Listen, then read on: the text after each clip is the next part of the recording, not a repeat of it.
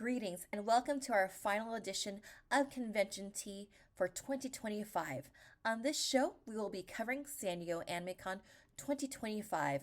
Right now, I'm drinking some Persephone tea from Tea Spectre, which is very delicious if you love a nice herbal blend. So, with that said, San Diego AnimeCon 2025 was in their third year, and we've been following this convention from the very beginning. I have to give a shout out to Cosplay Wrestling Federation because that's how I got to know about San Diego AnimeCon 2025. This convention is run by Silk Road Productions that have also run other events such as Hentai Matsuri, Fangirl, and also Anipop. And I've been to a few of those. I've actually done Fangia this year. There's no report for it because I think CWF needed like a last minute person to host and to help out because they're running short on people. And I went to Anipop and Escondido this year to perform with Angel Hearts. Okay, so let's just take a look into San Diego AnimeCon 2025. All right. So, if this is your first time tuning in with us, again, I am the Wisteria Witch and I run Scarlet Rhapsody. This website is a website, it is a collective of convention memories. It is one of the longest running active archives of convention photos, convention reports, and more. I've been covering conventions since Anime Expo 2000. I'm working on a way to get some of my old reports up on there so we have some record and some written records of some of my old convention reports, some of my older convention photos, now that we have more technology to scan photos here and there. However, again, got my start at Anime Expo 2000, first convention I ever ran solo at the Disneyland Hotel and Resort. And basically, I was like, you know what? I want to share my photos and my stories with the world. So let me just put it all on my website. And that's how Scarlet Rhapsody was born. We do convention reports, we do podcasts such as these, and we also, post photos because we want to give people a glimpse of what convention culture looks like. If you missed out on the con or if you're already or if the con is over and you just want to look at photos of yourself, indulge in memories of the convention, or you're like, hey, I'm curious about this convention. Can I read a legitimate account of someone who was there? And that's what I essentially do for Scarlet Rhapsody. Of course, as a disclaimer, I also like to point out that our entire presentations, whether they're panels or whether they are podcasts such as these, they are made by human hands. And we don't use AI, Chat GPT in creating these presentations. Unfortunately, there has been a defense of Chat GPT and AI being used in panels, and this is something that I do not want to see at conventions. I know there's been a lot of pushback for AI art in the dealer's hall and in convention marketing. That's great. I'm glad to see the pushback, but we can also push back on panels created by AI and ChatGPT.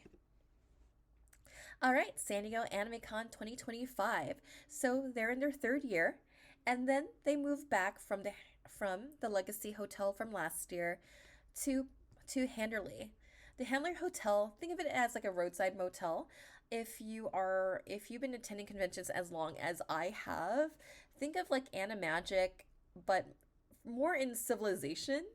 Or if you're like me, who's also done conventions for quite some time, it is your classic hotel 3-day convention, meaning all activities take place in a hotel that happens to have meeting space to hold an anime convention.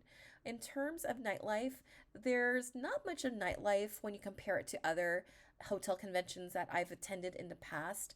The audience tends to skew fairly young, so I saw like a lot of Gen Z folks within the audience. In fact, when I was running my Y2K panel, I actually did see parents who brought their children over, their teenage children over, to check out the Y2K panel.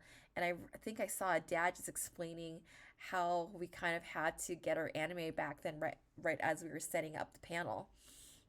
So at San Diego Anime Con, it was very interesting that they returned to the original location, because last year it was very mixed with the Legacy Resort. I had a very bad experience with the hotel, and also programming got pushed back to 1 p.m.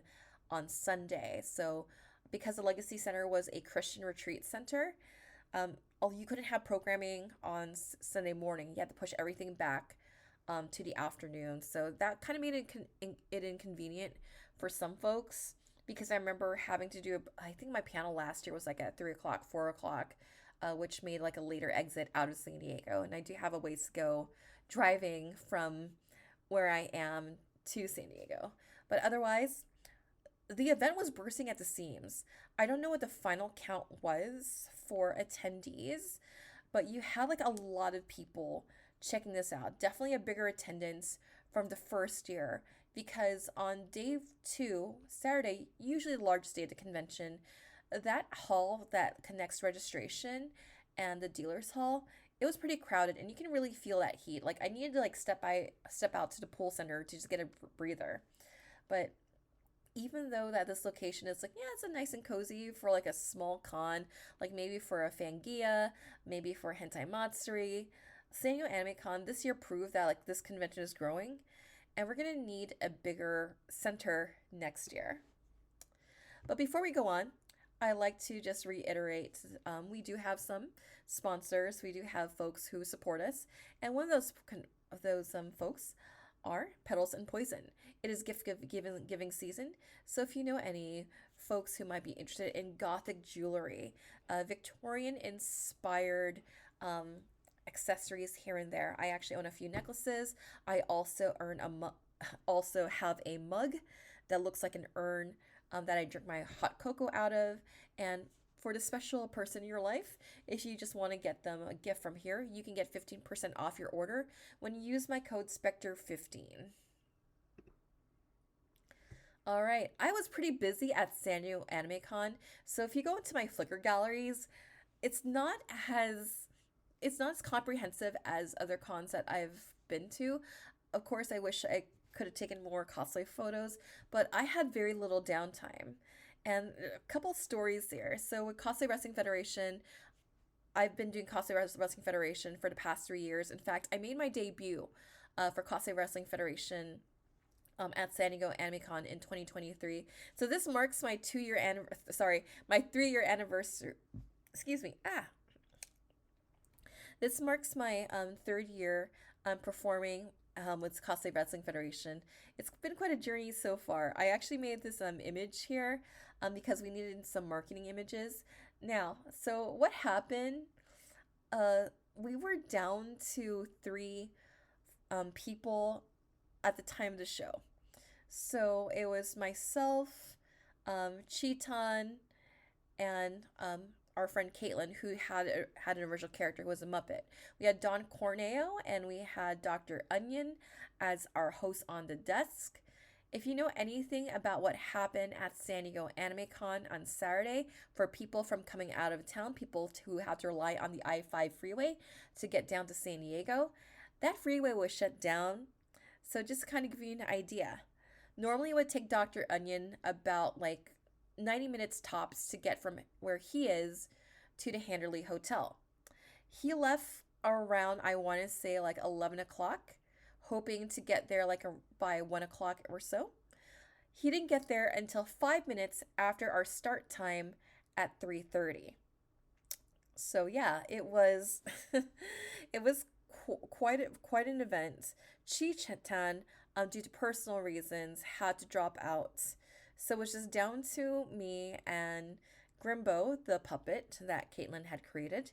And then Don Corneo ended up just self-inserting him as a contestant. So we had to just improvise and just make do of what we had here. And then on Sunday, I performed with Angel Hearts. And unfortunately, what happened to our friend Tori, she ended up sustaining a dislocated knee, so she couldn't dance with us, and it just made me sad.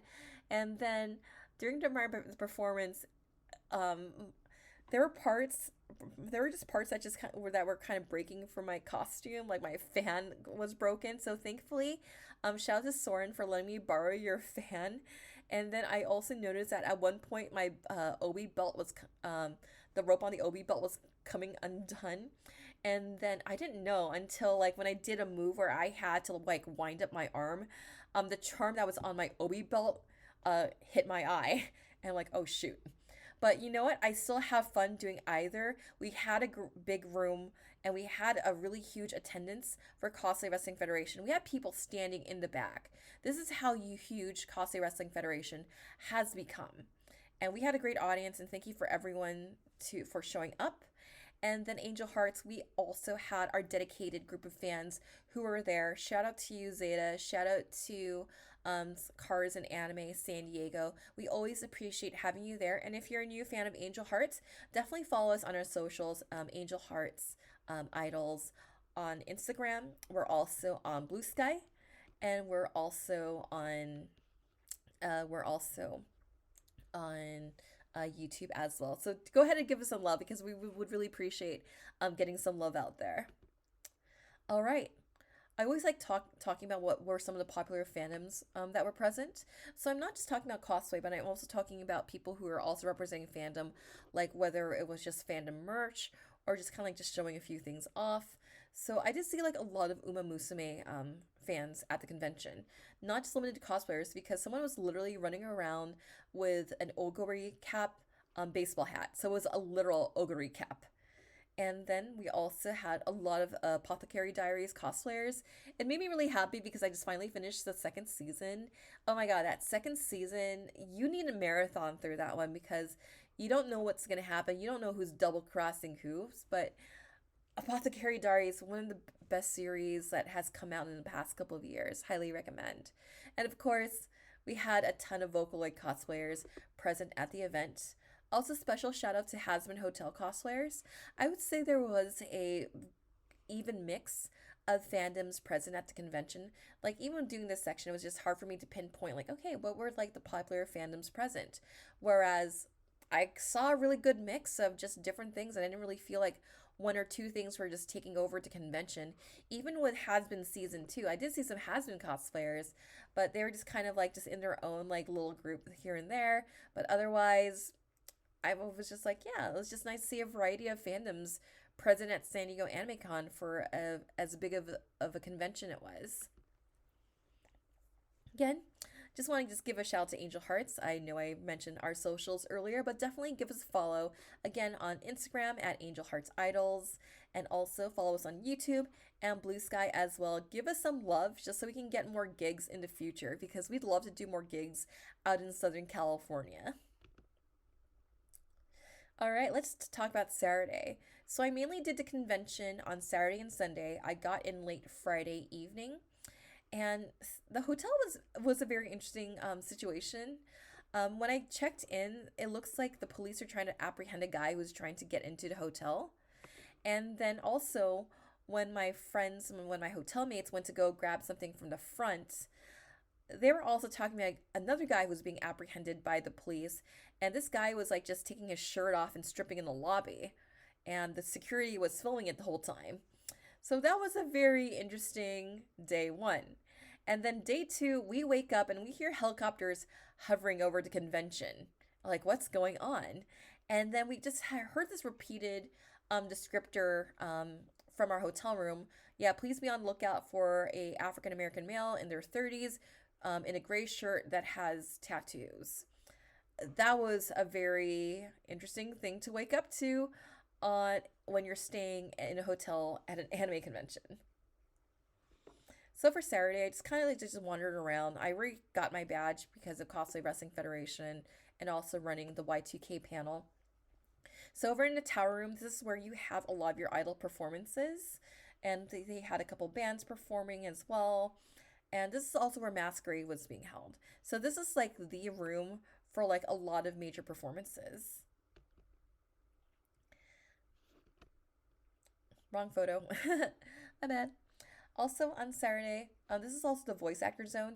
So like I mentioned, while Anime 619, oh yeah, Anime 619, there was a convention that was also just happening at the San Diego Convention Center.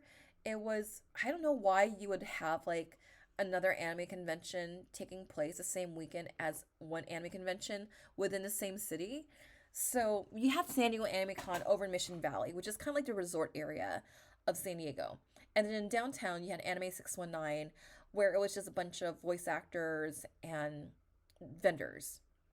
and maybe a voice actor Q&A or two. And that was about it at San Diego Convention Center. Whereas in San Diego Anime Con, you had your handful of voice actors here, but you definitely had a lot more going on at San Diego Anime Con. You had an anime flight simulator, you had karaoke, you had panels, you had a cosplay contest.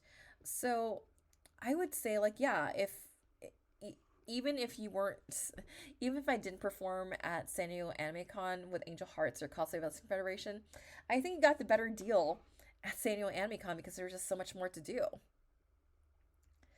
Also, my friends and I, we do have a tradition of going over to Waffle King, and this is one of our favorite places to just grab food at. This is right across over at the King's Inn. So we just took my car, just went across the street to go grab some hearty breakfast before the start of the convention. Also, just kind of, just kind of browse the dealer's hall. So it was very interesting because you had two ballrooms that had the dealer's hall, and then you had the artists who were just hanging out like in the hallways, like outside the vendor hall. Also, you had the roaming VTubers, the roaming robots from the VTuber Research Club. So they were also freewheeling around the convention. Um, yeah, so I saw like a lot of MiHoYo products. A lot of those 3D printed dragons were being sold. A lot of clothing vendors, including the Kigu Stop, a few used clothing vendors, a few cloaks. I saw another booth that was selling a lot of old school like anime merch, including old Sailor Moon art books and a Sailor Moon children's book where they fight a dragon. If you know which episode I'm talking about, you know the one. Also, out of curiosity, I went over into the 18 plus lounge, and the running joke was last year they had King of Fighters at the 18 plus lounge, and I made a joke like, okay, if they have King of Fighters at San Diego Anime Con the following year in the 18 plus lounge, I'm gonna go ahead and just finally learn how to play King of Fighters. But alas, they did not have King of Fighters. They were playing some Navy movie in the 18 plus room. They had a lewd cosplayer in there too, signing photos, doing some meet and greets, and they also had an adult, someone who does like 18 plus artwork by the name of Frankie. I actually own like his safe for work prints of Luce of Vatican fame. It's sitting on my bookstagram shelf because I just found it too amusing. All right, the big day, or rather, the thing that was stressing out us the most, Cosplay Wrestling Federation getting getting like so many people in one room, and then us making like last minute changes to make sure that we got a show going, because at the end of the day the show must go on. I ended up cosplaying as Nero. Like, okay, I've been doing Sailor Mars for quite some time. I did Sailor Mars at KumoCon, and I'm like, okay, now it's time to do Nero. At trying to bring back Nero, and I will bring her back at Cosplay Wrestling Federation Showdown in San Diego. That was our official title, Showdown in San Diego. And I thought it was funny because Don Corneo thought the show was only a half hour long. I'm like, no, it's 3:30 to 4:30, so we actually ended early. Again, Dr. Onion showed up like about 5 minutes or so after start time because we had to get his badge. We had to like make sure he settled in. Luckily, we had the technology with us. Don Corneo, he had like the Titantrons with him because the last time at LACC, the Titantron laptop was still in transit, and we had to like kill like 10-15 minutes time um, for Eddie to come in. Eddie was supposed to join us as Antenna from Deltarune, but sadly, he had a fever. He ended up going to the ER right before the convention, so he was out. Also, shout out to Stan, one of the original winners of the Cosplay Wrestling Federation title belt, and the designer of the logo for also joining us as our referee. So you just can see here, we have Don Corneo, we have Brimbo, and we also have Dr. Onion. Of course, I lost to a Muppet, but you know what? That's okay. I thought Caitlin did an amazing job as Grimbo and just really hyping up the crowd.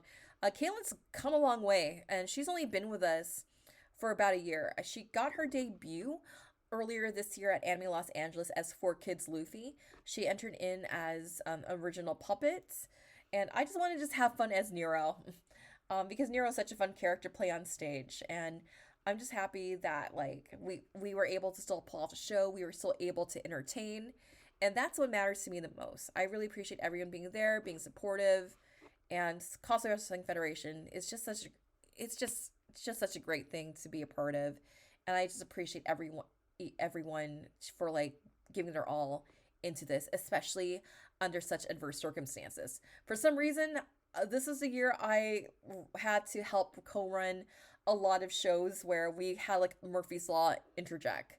So that was LACC and now SDAC. But you know what? At the end of the day, it's about putting on the show. All right, Saturday, just a couple of cosplayers that I caught. I appreciate the fact that we had a Night of the Living Cat cosplayer. Like, oh my god, there's other people who watch this anime other than me. It's I was hoping that this would be like the anime of the summer and more people would be talking about it, but it just happened to just get overshadowed by a lot of other anime. But if you haven't seen Night of the Living Cat, highly recommend. Of course, seeing like a lot of Dan to Dan cosplayers, since that's like the cool thing with the kids now. No, Dan to Dan's is a fun show. I appreciate characters like Momo, and I believe we have. I'm not sure what this is from. If anyone in the comments wants to shout out what they're from, I just like the whole vibe. I like I like the green uniforms. I like the pastel wigs that match with it. So I thought that was looked pretty cool. Of course, we had our Hasbin Hell of a Voss friends over here. They're just hanging out in the gazebo area. The gazebo area, right in the back of the convention, was the general hangout area. And it was also a nice place to just take photos, just hang out. Also, when it got darker, you also had like the garden lights over there too. So it was just one of my favorite hangout spots at the convention. It wasn't too loud, it wasn't too noisy, and it wasn't too crowded because, not gonna lie, again, that registration area just kind of like just kind of like just standing there. It's like, We also have the pool zone here too. Um, this is just also where you know, just kind of hang out just right by the pool. Very simple like hangout zone. You can also see here you have like the lights over here. Also on Saturday night, we also had karaoke hosted by Lamar the Con Guy. Karaoke had the Carafun setup. So it's not like KumoCon where you had a YouTube setup. Carafun, it's where you have to like scan a QR code, create a username, scan a QR code, and put in your information. Carafun does have anime tracks, but they're also very limited in what they have available because Requiem Cafe also uses Carafun, and some of my go-to songs are not even on Carafun.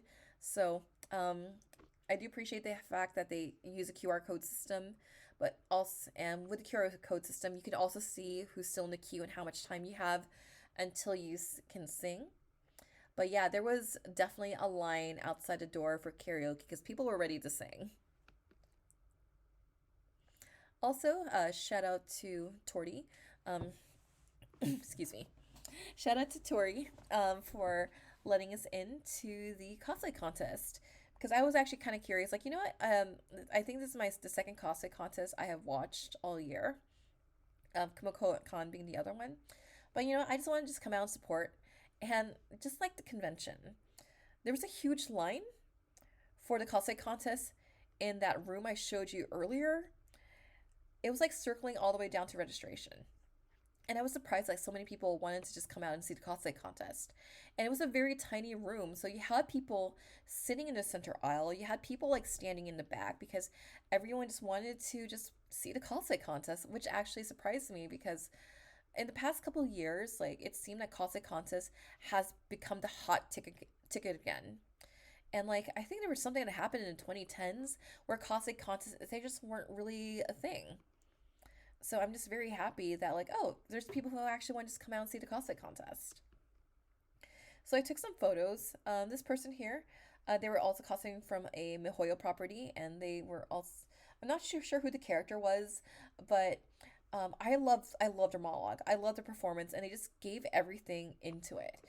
While I can't really speak on behalf of craftsmanship, but their performance was really solid, and it just really stood out. I also love this fan dance here. This is also a very beautiful piece that was shown at the cosplay contest. And also during the cosplay contest, we had a parfait party also sing and dance and do their thing during halftime. What I like about Parfait Party here, their theme for the halftime show was they were performing dances set to anime songs. So the first one here was the second opening to the first Uma Musume series. And if you were able to guess it, you would win hot cocoa the next day, courtesy of Parfait Party Made Cafe. And they have also concluded things to We Are from One Piece. So they were a fun group to just watch perform live. Yeah, and this is just the winner's circle of the cosplay contest. So you can also see from the photo here that it wasn't just limited to anime entries. So you also had like Doctor Doom here. You also had some Vocaloid. You had Idolmaster Side M, which is like, oh my god, people know what Idolmaster Side M is. That makes me happy.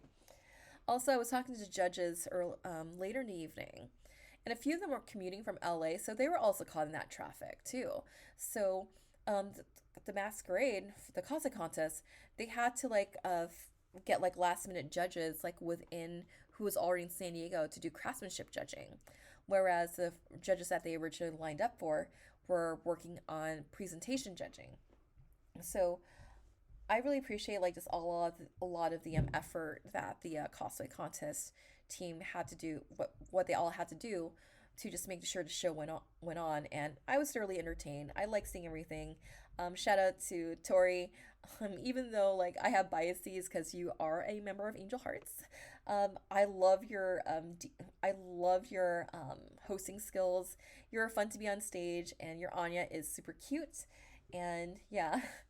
This is a lot of fun. I'm glad I was able to check it out. For the rest of the night, yeah, we did dinner over at Postcards, which is a hotel restaurant. Service was a little bit slow, but I also noticed like we only had like the host was also the server too, so you had like limited staff. I decided to just keep things simple. I just got a grilled cheese with a side of tomato beef soup and like fries to share for the table because I always like sharing appetizers with friends.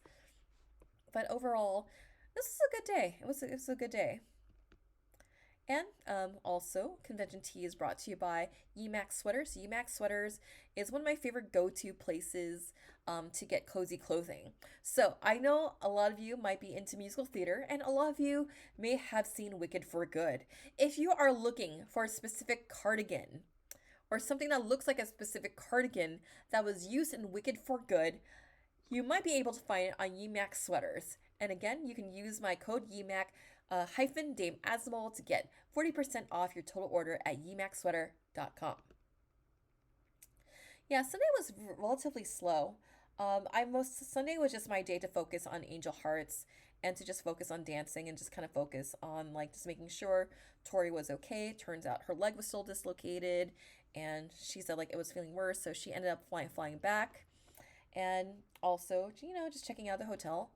And I spent Sunday like after our Angel Hearts performance, just kind of just browsing through the vendor hall with Key. Um, Also, what I like about this time of year and going to anime cons is if you have a situation where you need to do a white elephant and you have to get like a gift to pass around, anime conventions are like the best place to get like a silly gift, or if you want to just get something cute. So for my upcoming Secret Santa slash White Elephant event, I ended up getting like a Kuromi plush at the budget where it needed to be, and I hope, let's see what kind of madness happens when a Kuromi plush is distributed at our White Elephant event. I didn't really buy much. I like the selection of blind boxes. I like looking at just some of the old school anime books. There was like this vendor that was also selling various anime stickers, but nothing was just really calling to me too much. Um, However, yeah, I just like browsing around. Also, at Dealer's Hall, there was a booth where you can take photos. So, Key and I, we ended up just taking like an Angel Heart selfie over at this photo booth. It was actually run by one of the girls from an idol group called Daisy. So, it was really cool to meet her too. So our performance for Angel Hearts, we just covered some Para Para songs. Key covered some Hino I Team songs. I'm working on EKA Cake. I'm working on mastering it down. And we also just concluded with Idolmaster because Angel Hearts has a roots within Idolmaster, and it's also my goal to learn more Idolmaster songs because most of my roots are within Para Para because that's what I grew up with. Also during the Idol showcase, we also had Soren who did some covers of anime songs, including Angelic Angel from Love Live. And shout out to Soren for allowing me to borrow your fan when my fan fell apart at our events. And also we had Zeroy who also performed a couple of J Rock Visual K songs. And like, oh hey, I recognize Au revoir by Malice Muser. It's like I was even singing along too. It's like, oh yeah, I haven't heard this song in a while. But yeah, Idol Hour is always fun at conventions, and I always just like seeing like local talent and just supporting local talent too. Also, I'd be remiss to not mention the Itasha showcase. So outside the hotel, you had a line of Itasha cars, a lot of them from San Diego cars and anime. So I didn't get a photo of this car with my Nero cosplay. I was like, oh, I need to get a photo with the Nero car.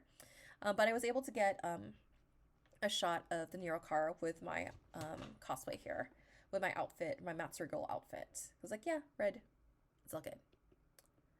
But yeah, here's just us idols just hanging out like in the dealer's hall, and that's Soren over there, the butler bunny idol, and also Key and I just hanging out at the Cars and Anime Tasha zone here.